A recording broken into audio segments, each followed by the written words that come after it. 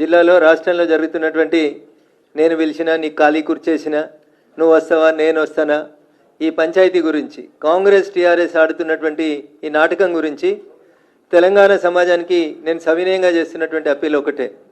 నేను కొట్టినట్టు చేస్తా నువ్వు ఏడ్చినట్టు చేయనేటువంటి ఈ టీఆర్ఎస్ కాంగ్రెస్ నాటకాన్ని తెలంగాణ సమాజం అర్థం చేసుకోవాలని చెప్పి ఈ సందర్భంగా నేను తెలంగాణ సమాజానికి అప్పీల్ చేస్తా ఉన్నా.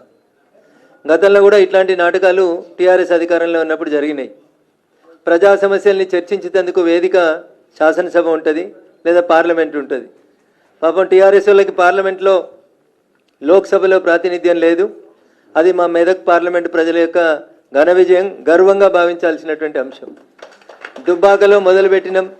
దుబ్బాకలో మొదలుపెట్టినం టీఆర్ఎస్ పార్టీ అహంకారానికి ఒక చరమగీతం పాడేటువంటి కార్యక్రమాన్ని దుబ్బాక శాసనసభ నియోజకవర్గంలో భారతీయ జనతా పార్టీ కార్యకర్తలు మొదలు పెడితే మెదక్ పార్లమెంటు నియోజకవర్గంలో పరిపూర్ణంగా వారికి ఓటమినిస్తూ గజ్వేల్ సిద్దిపేట లాంటి మా ఇల్లు మా నియోజకవర్గం అని చెప్పి విర్రవీగేటువంటి ప్రాంతంలో మెదక్ పార్లమెంట్ సభ్యునిగా నన్ను గెలిపించి ప్రజలు కాంగ్రెస్ టీఆర్ఎస్లు ఆడుతున్నటువంటి నయా నాటకానికి ఒక ఫుల్ స్టాప్ పెట్టినాయి.